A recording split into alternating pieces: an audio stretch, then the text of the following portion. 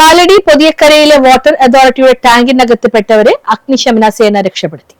കാലടി പഞ്ചായത്തിലെ പുതിയക്കരയിലുള്ള കേരള സർക്കാർ വാട്ടർ അതോറിറ്റിയുടെ 60 അടിയോളം ഉയരമുള്ള വാട്ടർ ടാങ്ക് ക്ലീൻ ചെയ്യാനിറങ്ങിയ 4 പേരിൽ 2 പേർ കയറാൻ പറ്റാതെ അവശതയിലായി. തുടർന്ന് അഗ്നിശമന സേനാംഗങ്ങൾ രക്ഷപ്പെടുത്തുന്നതിനായി വാട്ടർ ടാങ്കിന്റെ മുകളിലെത്തിയപ്പോൾ കടന്നൽ കൂട് ഇളകി കൂട്ടമായി വന്ന് സേനാംഗങ്ങളെ ആക്രമിച്ചപ്പോഴാണ് മനസ്സിലായത് കടന്നൽ കുത്തേറ്റാണ് തൊഴിലാളികൾ വാട്ടർ ടാങ്കിൽ പെട്ടുപോയതെന്ന്. സേനയിലെ 4 പേർ ടാങ്കിലെ ഹോളിൽ കൂടി ചാടിയിറങ്ങുകയും മറ്റുള്ളവർ കടന്നലിൽ നിന്ന് രക്ഷ തേടി താഴെ കൂടി ആംബുലൻസിൽ കയറിയതിനാൽ രക്ഷപ്പെട്ടു. പിന്നീട് അങ്കമാലി സ്റ്റേഷനിൽ നിന്ന് ഫയർ സൂട്ടുകളും ഹെൽമറ്റുകളും കൊണ്ടുവന്ന് സേനാംഗങ്ങൾ സൂട്ട് ധരിച്ച് മുകളിൽപ്പെട്ട 3 തൊഴിലാളികളും 4 സേനാംഗങ്ങളെയും സൂട്ട് ധരിപ്പിച്ച് സുരക്ഷിതമായി രക്ഷപ്പെടുത്തി. സേന എത്തുന്നതിന് മുമ്പ് 2 തൊഴിലാളികളെ ആശുപത്രിയിലേക്ക് കൊണ്ടുപോയിരുന്നു. അതിൽ ഷെൽവൻ എന്നയാൾക്ക് ഗുരുതരമായി കടന്നൽ കുത്തേറ്റിരുന്നു. ടാങ്കിൽ കുടുങ്ങിയ തൊഴിലാളികൾ റോമിയോ, പാനി, റമിത് എന്ന ബംഗാളികളും ഇവരെ രക്ഷപ്പെടുത്താൻ വന്ന സേനാംഗങ്ങളായ ഷിജോർ, അബീഷ് ഗോപി, നൌഫൽ, അബിറാം, ജിതിൻ ബാബു എന്നിവരും ടാങ്കിനകത്ത് പെട്ടുപോയി. Station officer Vishwas, grade assistant Suni, fire and rescue ഓഫീസർമാരായ ഷിജോർ, ഹരി, അബീഷ് ഗോപി, ജിതിൻ ബാബു, അബിറാം, സുജിത്, സമീഷ്,